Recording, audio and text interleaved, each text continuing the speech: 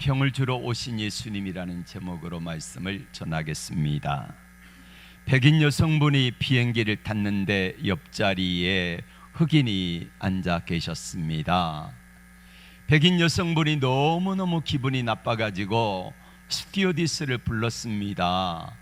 나 이 흑인과 함께 앉아서 못 가겠다, 기분 나쁘니까 자리를 좀 바꿔달라 했습니다. 알았다 하고 이분이 이제 그 책임자에게 갔겠지요. 그리고 이야기를 하고 와서 이렇게 이야기를 했습니다. 예, 자리를 바꿔드리겠습니다. 비행기 역사상 이런 일이 없었는데 불편하시다니까 자리를 바꿔드리겠습니다. 퍼스트 클래스로 이동하겠습니다. 그랬더니 백인 아줌마가 좋아가지고 벌떡 일어나서 주섬주섬 짐을 챙기는데, 아니 당신 말고 옆에 계신 흑인 아주머니 제가 퍼스트 클래스로 이동해 드리겠습니다 이랬대요. 우리가 천국 가는 믿음의 여정 순례길을 가는데 때로는 힘들고 불편하고 내가 싫은 사람도 있지만은, 그러나 주님이 나와 함께 하심으로 말미암아 내가 힘들 때, 내가 연약할 때에 우리 주님이 도와주심으로 때로는 내가 감당할 수 없는, 내가 벅차고 내가 도저히 앉을 수 없는 그런 퍼스트 클래스로 우리를 인도하셔서 천국의 순례길 넉넉하게 승리하는 은혜를 주시기를 주의 이름으로 축복합니다. 우리 예수님 왜 오셨을까요? 뭐하러 오셨습니까? 오늘 성경에 뭐하러 오셨다고 주님 말씀하지요? 내가 화평을 주러 온 것이 아니라 뭐하러 오셨다고요? 불화하게 하려 함이라, 이렇게 말씀하고 있습니다. 한 가정에 사람이 5이 있는데 셋이 둘이 불화하고 둘이 셋이 불화한다는 거예요. 아버지와 아들이 아버지와, 어머니와 딸이 아버지와 불화합니다. 시어머니와 며느리와 시어머니가 불화하게 하려 함이라. 이게 주님이 오신 목적이래요. 여러분, 예수님이 이 땅에 오신 목적이 사람들을 불화하기 위해서 오셨습니까? 아니잖아요. 누가복음 1장에 보면은 예수님이 이 땅에 탄생하실 때의 광경이 펼쳐집니다. 목자들이 밤에 양을 치고 있는데 갑자기 하늘에 천사들이 나타났습니다. 천사들이 합창합니다. 뭐라고 합창하지요? 하늘에는 영광이요, 땅에서는 기뻐하심을 입은 사람들 중에 평화로다. 지극히 높은 곳에서는 하나님께 영광이요, 땅에서는 기뻐하심을 입은 사람들 중에 평화로다. 예수님이 이 땅에 오신 목적을 천사들이 찬양하면서 하나님께는 영광이고 땅에서는 평화, 이게 주님이 오신 목적이거든요. 맞습니다. 예수님이 이 땅에 오신 목적은 평화를 주러 오셨어요. 그런데 성경은 오늘 주님이 뭐라고 말씀하세요? 내가 평화를 온 줄로 생각하지 말아라. 뭐하러 왔다고요? 불화하게 하려 함이다, 이렇게 말씀하고 있습니다. 그럼 예수님의 말씀이 틀린 겁니까? 여러분, 성경은 제가 양면성이 있다고 말씀을 드렸지요. 먼저 하나님의 음성이 들려오면은 마귀 음성도 있고, 하나님의 뜻이 있으면은 마귀가 방해하는 것도 있고, 이거를 양면성에 대해서 말씀을 드린 적이 있습니다. 맞습니다. 주님은 분명히 이 땅에 오실 때에 평화의 왕으로 오셨거든요. 그런데 주님은 내가 온 것은 평화를 주려 함이 아니라 불화하게 하려 함이라, 이렇게 말씀하고 있는 이유가 뭘까요? 왜 그런 말씀을 주님이 하실까요? 화평의 과정에 도달하기 위해서는 반드시 뭘 거쳐야 돼요? 분쟁이라고 하는 과정을 겪어야 된다는 거예요. 이 과정이 있어야 돼요. 반드시 화평이라고 하는 과정에 도달하기 위해서는 분쟁을 겪어야만이, 그래야만이 제대로 된 화평을 누리게 된다. 이게 성경의 원칙이라는 것입니다. 여러분, 내가 예수 믿고 나서 여러분 한번 잘 생각해 보세요. 예수 믿고 나서 모든 일이 다 막 승승장구하고 실타래가 풀리듯이 잘 풀리기만 했습니까? 어때요? 아마 그런 분들 아무도 없을 거예요. 예수 믿고 나면은 반드시 뭐가 와요? 분쟁이 와요. 예수 믿고 나서 분쟁이 오는데 왜 올까? 왜 올까? 이건 당연한 일입니다. 화평의 과정을 만들어내기 위해서, 진짜가 되기 위해서 마치 불순물을 제거하고 다듬어가는 과정처럼 나를 다듬기 위한 과정이 분쟁의 과정이다. 이렇게 성경은 말씀하고 있습니다. 여러분, 아버지와 아들이, 딸과 어머니가, 시어머니와 며느리가 분쟁을 합니다. 왜요? 어느 한쪽이 안 믿으면 그럴 수 있어요. 믿기는 믿는데 제대로 안 믿으면 그럴 수 있어요. 여러분, 부모 입장에서 아들이 예수를 잘 안 믿으면 어떡합니까? 아들아, 그렇게 예수 믿어서 되겠느냐? 자꾸 잔소리 하잖아요. 잔소리 하니까 뭐라고 합니까? 듣기 싫다는 거지요. 내 믿음 내가 알아서 할 테니까 엄마 아빠 참견하지 마세요, 이렇게 말합니다. 그런데 뻔히 알잖아요. 누가복음 15장에 집 나간 당자가 아버지의 유산을 가지고 허랑방탕하게 가지고 갔었습니다. 이거를 아버지는 압니다. 알기에 안 주려고 했는데 달라 그러니까 억지로 준 거잖아요. 나중에 이번에 한 말씀 드리겠습니다마는 왜 줄까요? 줘봐야 그게 귀한 거를 아는 거예요. 그래야 그 아들이 사는 거예요. 그래서 허랑방탕하게 쓸 걸 알지만은 그 아들을 살리기 위해서 아버지는 둘째 아들에게 재산의 몫을 나눠주는 거예요. 이거를 아셔야 돼요. 예수님이 이 땅에 오신 목적은 화평을 주러 오셨는데, 화평이라고 하는 과정에 도달하기 위해서는 반드시 분쟁이라고 하는 과정이 있어야 된다는 것이에요. 자녀들이 예수를 잘 믿지 아니할 때 잘 믿을 수 있도록 자꾸만 잔소리하고 싸우게 되고 다투게 됩니다. 그렇게 하는 과정을 통해서 이게 없으면은요 안 된다는 말이에요. 자녀들이 잘못된 길을 가도 가만히 내버려도 뭐라고 말합니까? 내 아들이 아니다는 거예요. 사생자라는 거예요. 남의 아들이라는 거예요. 그러니까 놔두는 거예요. 저희 교회 마당 뒤편이, 저 앞에 할머니가 지금 돌아가셨습니다마는 그분이 어려우니까 담배를 팔았어요. 중고등학생들이 와서 담배를 사가요. 그냥 팔아요. 그러니까 다 오는 거예요. 그러면은 교회 뒷마당에 와가지고 담배를, 중학생 여자아이들, 고등학생들 와가지고 담배를 피우고 침을 뱉어놓고 얼마나 지저분한지 몰라요. 한번 이야기를 했거든요. 싸우자고 달라들더라고요. 예. 근데로는 이제 맞아 죽을까 봐서요 잘 이야기를 안 해요. 얘들아, 쓰레기는 담배꽁초는 잘 치우고 가라, 이러고 말아요. 왜 그럴까요? 하영이가, 현호가 그렇게 하면 제가 가만히 두겠습니까? 안 두지요.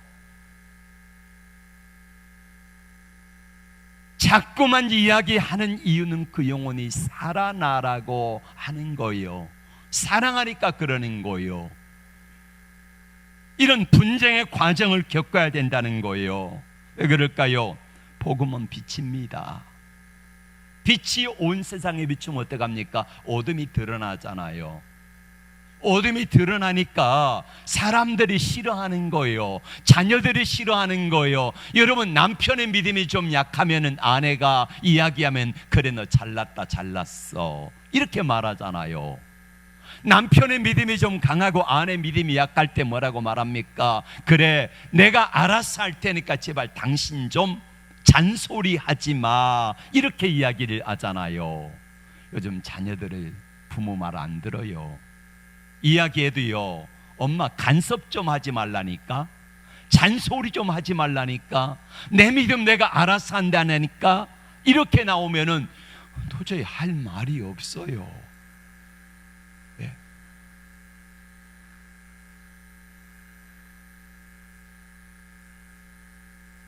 왜 그렇게 잔소리를 합니까? 그 길이 참 길이요 진리요 생명이기 때문에 그렇습니다. 그 길 외에는 방법이 없기 때문에 그래요. 맞습니다. 성경에 나타난 복음의 갈등 사례가 몇 사람들이 있습니다. 많지만은 몇 사람만 이야기해 볼게요. 맨 먼저 창세기에 나오는 사람이 가인과 아벨입니다. 가인이 아벨과 형제지요. 근데 아벨의 제사는 하나님이 받으시고 가인의 제사는 안 받았어요. 그랬더니 형제 간의 갈등이 일어나가지고 살인사건이 일어나잖아요. 이렇게 생각해 봅시다.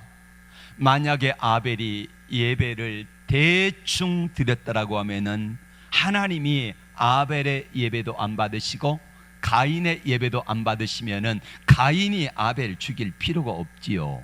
그런데 아벨이 하나님 앞에 예배를 진짜로 제대로 드리고 나니까 하나님의 아벨의 제사는 받으시고 가인의 제사는 안 받으시니까 가인이 화가 난 거예요. 그래 죽이잖아요. 요셉 이야기를 해볼까요? 창세기 37장에 보면은 요셉이 형들과 함께 이제 양을 치러 가는데 비라와 실바의 아내들의 아이들, 이 아이들이 못된 짓을 했나 봐요. 양을 팔아먹고 그걸로 엿싸먹는다든지 이런 일을 했나 봐요. 요셉이 그 모습을 보고 아버지에게 일렀어요. 여러분, 요셉도 한두 번 형들이 그걸 아는 걸 보고 형들 그러면 안 돼 했겠지요. 근데 한두 번이 아니에요. 한두 번이 아니니까 요셉이 보고 있다가 그대로 놔두면 안 되겠기에 아버지 가서 일렀습니다. 그랬더니 형들이 미워하는 거잖아요. 여러분, 요셉이 대충 살았다라고 하면은, 요셉이 대충 했더라고 하면은 형들에게 팔렸겠어요? 안 팔리지요. 그런데 요셉이 하나님의 말씀대로 정직하게 믿음으로 살려고 하니까 형들에게 팔려가지고 종이 되어지는 어려움을 겪잖아요. 다윗도 마찬가지입니다.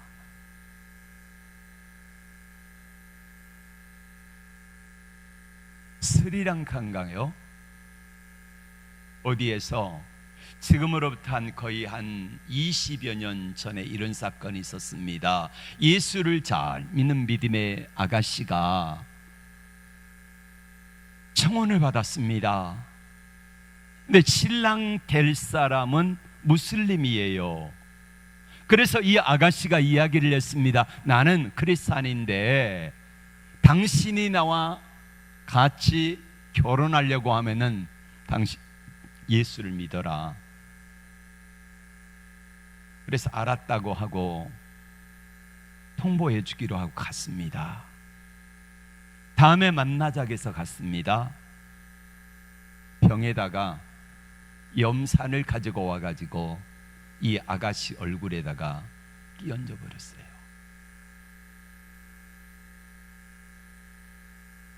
이 아가씨가 자신이 예수 믿는다는 사실을 밝히지 않았더라면은 그러지 않았겠지요.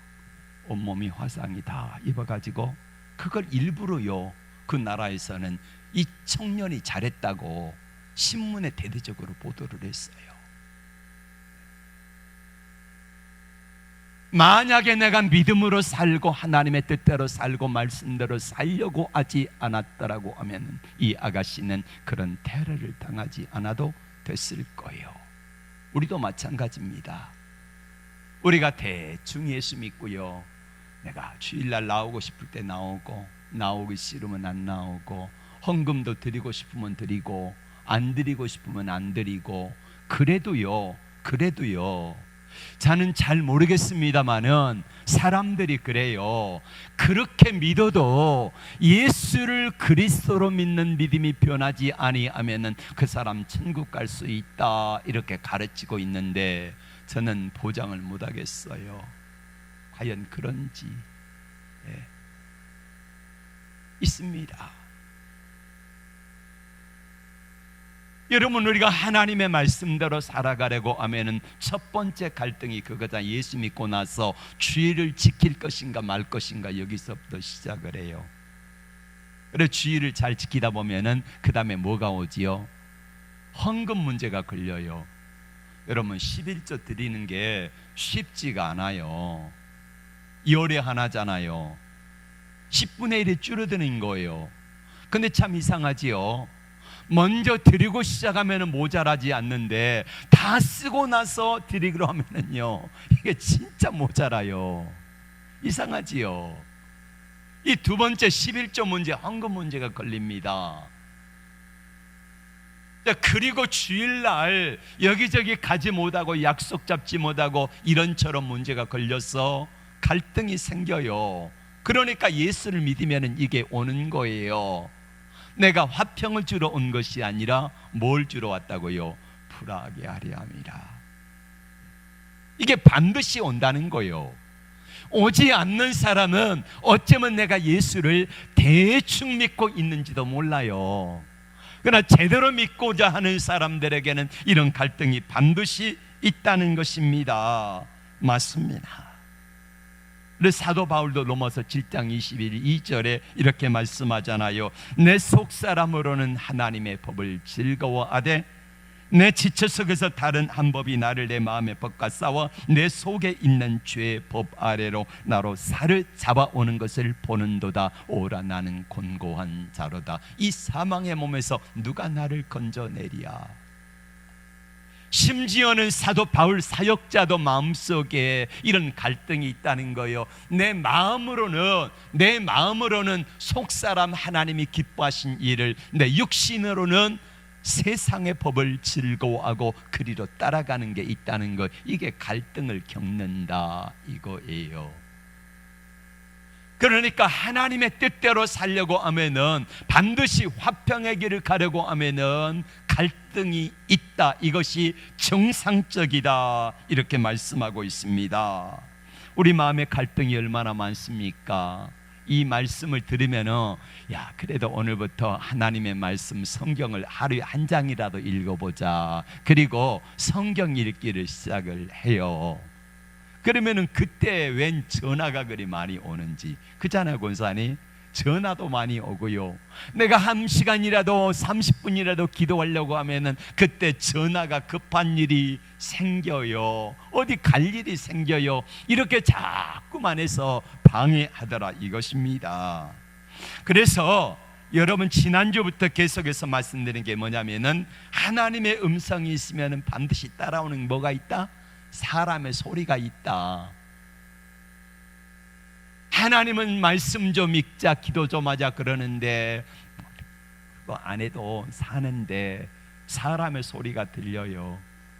또 뭐라고 사람의 소리가 들립니까? 내일부터 하겠습니다. 이게 내일부터 하겠습니다. 근데 내일 가면 또 뭐라고 말합니까? 내일부터 하겠습니다. 평생 내일이에요. 내일, 평생 내일. 예. 어느 이발소에 내일은 공짜. 그래가지고 내일이 공짜라니까 이발하러 갔다가 다시 갔습니다. 내일 갔습니다. 이발을 하고 그냥 가려고 하니까 돈 내라는 거예요. 저기 보세요. 내일이 공짜라 하지 않았습니까? 어제 제가 와가지고 보고 내일이 공짜라고 해서 오늘 왔는데요. 아니, 내일 공짜라니까요. 내일이 공짜. 여러분, 우리에게 내일이라고 하는 삶은 없습니다. 단지 오늘이지요. 오늘 최선을 다하며 살아가는 게 우리가 해야 될 본분인 줄로 믿습니다. 그렇습니다. 어쩌면 신앙이 없다면 우리 가족 간의 분쟁이 없을 수 있어요. 분쟁 없어요. 내가 믿음으로 살려고 하지 아니하면은 대충 살고 그냥 막 살고 간섭하지 아니하고 살면은요, 싸우고 다툴 일이 없어요. 우리 권사님처럼 따님 머리끄댕이 잡고 하는 일도 없다는 거예요. 믿음으로 살지 아니하니까 머리끄댕이 잡고 이러면 안 된다. 그러니까 그 딸이 잘 되는 거잖아요. 이거 알거든요. 하나님 앞에 믿음으로 사는 자가 어떤 복을 받는다는 사실을 알잖아요. 맞습니다. 결론적으로 예수님이 이 땅에 오신 목적은 화평을 주러 오셨지만은 그 과정 속에서는 반드시 뭘 겪어야 된다고요? 분쟁을 겪어야 된다. 이게 오늘 말씀의 결론입니다. 가족 간에도 불화가 생길 수 있고, 직장에서도 불화가 생길 수 있고, 사람들과의 관계 속에서도 불화가 생길 수 있다는 것입니다. 고구마 전도왕 과천교회 김기동 집사 이야기를 여러분 예전에 간증 참 많이 들었지요.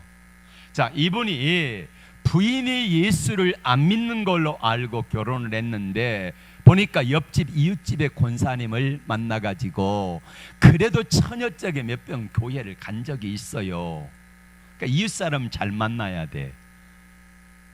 권사님 만나 전도받아가지고 예배당에 갔는데 은혜를 받은 거예요. 너무 좋은 거예요. 남편에게 걸렸어요. 남편이 성경책 찍고 난리가 났습니다. 안 다닐게 약속을 했는데 하나님이 좋은데 어떡합니까? 그래서 열심히 남편 모르게 다니기 시작했네요. 그러다가 어느 날 4살짜리 딸아이가 기도를 하는데 음식을 먹고 하나님 맛있는 거 주셔서 감사합니다. 기도를 해버리는 거, 여기 들통이 났어요. 그래서 이제 부인이 안 되겠다 싶어서 이판사판 당신하고 나하고 이혼할 지경 있을지라도 나는 절대로 예수 믿는 거 포기할 수 없다. 그러니까 남편이 딱 짐작을 한 거예요. 아, 저 여자가 결심했구나. 그리고는 결정을 했습니다. 우리 타협하자. 내가 밖에 어디 나갈 일이 있으면 당신이 나를 따라서 같이 가지고, 그리고 그러지 않을 때는 내가 당신 따라서 교회 예배당에 갈게 해가지고 나갔네요. 근데 예배당에 나간 첫날 말씀을 듣는데 과천교회 김찬종 목사님이거든요. 이분이 개척을 해가지고 당시 1,500명이 모였어요. 대단한 목사님이십니다. 근데 예배 시간에 말씀을 전하다가 이렇게 이야기했습니다. 여러분, 하나님 앞에 째째하게 1,000원짜리 헌금이 뭡니까? 여러분, 아무나 이렇게 말하는 게 아니지요. 역시 1,000원짜리 헌금하신 분들 오해 없기를 바랍니다. 1,000원짜리 헌금을 왜 하나님 앞에 하나님을 그 정도 대우하십니까? 이러면서 막 야단을 쳤어요. 그러니까 김기동 씨가 뒤에 2층에 앉아 있다가 화가 나가지고 그럼 그렇지, 교회가 돈 뜯으려고 오라 그러지. 이 소리는 사람들에게 들어가지고 화가 나가지고 예배를 드리다가 2층에서 내려왔어요. 부인이 앉아 있다가 그냥 화가 나가지고 가는가 보다 그랬는데 2층에서 내려와가지고 1층으로 내려와서 1층에서 나가려다 보니까 성질이 난 거예요. 이 사람이 육사 출신이잖아요. 또 그래가지고 성질 나니까 강대상에서 목사님이 설교하고 계시는데 저 뒤에 2층에서부터 여기까지 한참 걸리는데 뒤 2층에서 내려와가지고 가운데 통로를 해가지고 여기 담임 목사님 설교하는데 앞에까지 와가지고 빤히 한번 쳐다보고요. 그리고 다시 옆으로 돌아서 나갔습니다. 사람들이 다 쳐다보잖아요. 그 사람 왜 이래? 이상한 사람이라고. 집에 와가지고 대판 싸우는데 부인이 말하니까 네 목사 연막으로 그랬다 그러면서 싸우는 거예요. 자, 어찌어찌 해가지고 그래도 이제 서로 타협을 해가지고 예배당에 나가기 시작했는데 어느 겨울날 스키 타러 간 거예요. 부인하고 약속을 했으니까 그럼 우리 일부 예배 드리고 가자 했어요. 일부 7시 예배를 드리러 가자고 해가지고 좀 일찍 서둘러서 나가는데, 자, 나가면은 고속도로로 가는 길이 있고 반대편이 있는데 가다가 핸들을 고속도로 쪽으로 꺾으니까 부인이 난리를 친 거예요. 일부 예배 드리고 가자 하지 않냐고. 그런데 남편이 말이 걸작이지요. 여기는 가다가 막히니까 거기 가가지고 예배를 드리자. 그렇게 해서 이제 간 거예요. 근데 가다가 자, 그때 눈이 와가지고 저 위에서 내려오는 차가 시속 60km, 자기도 60km, 그러면 어떡합니까? 박으면은 120km로 박았는데 깨보니까요, 자기 아내가 유리창에 부딪혀가지고 피를 흘리고 있고 4살짜리 딸아이는 안전벨트를 안 했는지 튕겨져 나와가지고 온몸에 피를 흘리고 쓰러져 있고 2살짜리 아이는 그래도 이거 해가지고 시트벨트 해가지고 안전하게 대롱대롱 매달려 있는데 불이 날 정도로 연기가 나고 있고, 그런 급박한 상황 속에서 이 사람이 이런 기도를 했대요. 하나님, 한 번만 살려주시면 내가 예수 잘 믿겠습니다. 그러니까 교회를 그렇게 대충 다녔어도요, 급박한 상황 속에서는 예수님 의지하게 돼 있어요. 그래가지고 사람들이 꺼내가지고 거기서 치료할 수 없으니까 서울로 옮겨가지고 5시간인가 6시간을 수술을 하는데 딸아이가 109바늘인가 꼬맸대요. 109바늘. 그 5시간 동안 수술실 밖에서 서성이면서 하나님 제발 아무도 죽지 않게 해달라고. 가족 4명인데 3사람을 위해 그렇게 기도하는데, 그리고 수술이 끝나고 의사가 나와가지고 다행히 생명에는 지장이 없습니다, 이 말을 듣고 이 사람이 쓰러진 거예요. 병원에서 깨보니까 자기 팔도 몇 군데가 부러지고요, 늑골이 나가고, 자기가 진짜 중환자들이에요, 딸 빼놓고. 그리고 나서 예수를 믿는데 얼마나 잘 믿는지요. 그리고 퇴원해가지고 첫 번째 예배를 드리는데 맨 앞자리 앉아가지고 하나님 앞에 찬양하는데, 주 하나님 지으신 모든 세계, 이 찬양을 하는데요, 자기도 모르게 손이 번쩍 올라가가지고 찬양을 하는데 눈물 콧물이 범벅 돼가지고 하나님께 찬양하니까 사람들이 다 쳐다보더래요. 또 오직 그 음정 박자도 잘 안 맞는데 그렇게 열심히 찬양하니까 사람들이 다 쳐다보면서 저 사람 왜 그래? 저 사람 한 바퀴 뺑 돌아갔던 사람 아니야? 알잖아요. 이렇게 바뀌더라 이거예요. 여러분, 예수를 믿고 나면은요, 주님이 그 사람의 영혼을 구원하기 위해서는 반드시 겪어야 되는 과정이 뭐냐면은 분쟁의 과정을 겪으면서 그 사람이 점점 아름답게 성화되어지는 줄로 믿습니다. 이게 없으면은요, 온전한 믿음의 사람이 아니라는 것입니다. 하나님이 개입하시니까 이런 역사들이 나타난다는 거예요. 여러분, 우리의 믿음을 하나님이 마지막에 불러서 시험하신대요. 불러서 시험하신다. 보세요, 고린도전서 3장 13절과 5절부터 말씀 볼까요? 자, 우리 한번 시작.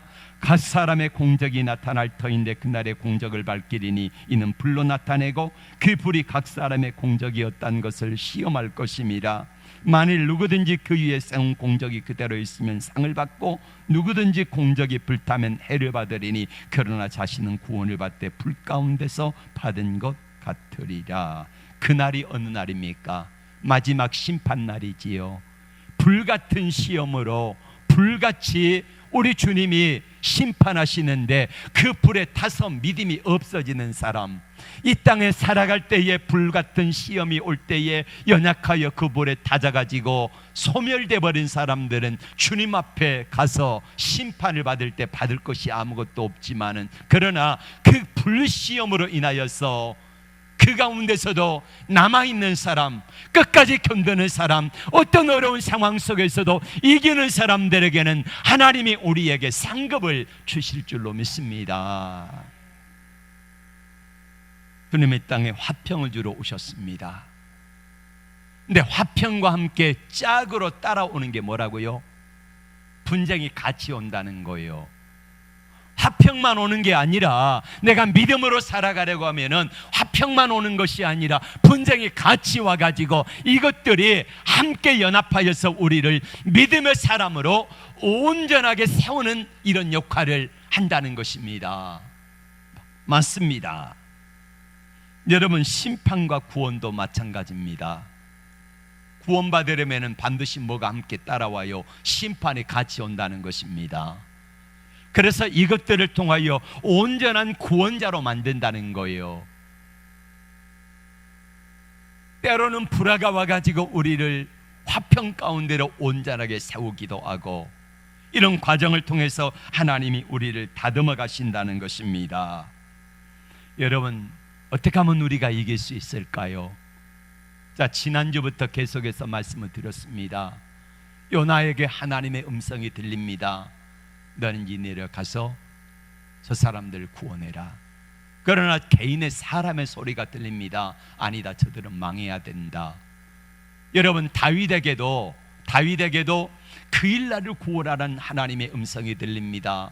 사람들이 뭐라고 말합니까? 아닙니다, 우리가 여기 있는 것도 두려운데 어떻게 가서 구원합니까? 사람의 소리가 들려요.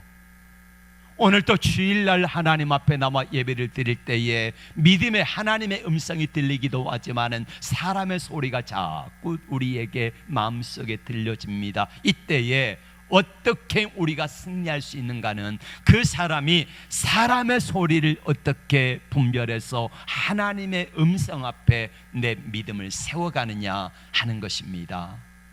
여러분, 어떡하시겠습니까? 자꾸만 사람의 소리에 귀를 기울이면은요, 사람 좋다는 소리는 듣겠지요. 사람 좋다, 저 사람 예수 믿는데 예수 믿어도 저 사람처럼 믿어야 돼. 세상 사람들이 적당히 같이 놀아주고, 주일날 우리 어디 가자 그러면은 그래 알았어, 같이 가주고 또 같이 놀아주고, 이렇게 하면 세상 사람들에게는 야, 예수 믿어도 저렇게 믿으면 참 좋겠다, 이런 말은 듣지만은 하나님 앞에서는 아니오시다, 이거 아니오시다. 네. 주님이 이 땅에 분명히 평화를 주러 오셨습니다. 복을 주러 오셨습니다. 할렐루야. 그런데 평화를 주고 복을 주고 은혜를 주시는데 반드시 겪어야 되는 과정이 불화라고 하는 과정입니다. 훈련이라고 하는 과정입니다. 사울과 다윗의 차이를 말씀을 드렸습니다. 사울 왕은 그냥 훈련 없이 왕이 된 사람이고, 다윗은 모진 훈련이 있어서 왕이 된 사람입니다. 나중에 어떻게 됐습니까? 사울이 성군이 됐습니까? 다윗이 성군이 됐습니까? 다윗입니다. 여러분, 훈련 없는 거 너무 좋아하지 마세요. 적당한 훈련 필요합니다. 꼭 있어야 돼요. 오늘 말씀 기억하십시오. 우리 주님은 이 땅에 화평을 주러 오셨습니다. 여러분에게 복 주러 오셨습니다. 은혜 주러 오셨습니다. 그러나 그 은혜와 복과 화평을 받으려면은 반드시 분쟁이라는 과정들이 필요합니다. 근데 이것만 하나 말씀드리고 마칠게요. 우리가 은혜를 받고 복을 받고 하나님의 은혜 가운데 충만할 때에 가장 많이 우리에게 분쟁을 주고 시험을 주고 어려움을 주는 사람이 누구다? 가장 가까운 사람이다. 멀리 있는 사람이 전화해가지고 날 속 긁지 않아요. 멀리 떨어져 있는 사람이 내게 와가지고 속 긁지 않아요. 누가예요? 가장 가까운 가족들이 그럽니다. 부부간에 자녀들이 이렇게 합니다. 꼭 명심하시고 이 어려운 가운데서도 그 말이 사람의 소리가 들려올 때에 하나님의 음성으로 꼭 이길 수 있는 힘을 우리 하나님이 주시기를 축복합니다. 기도합니다. 우리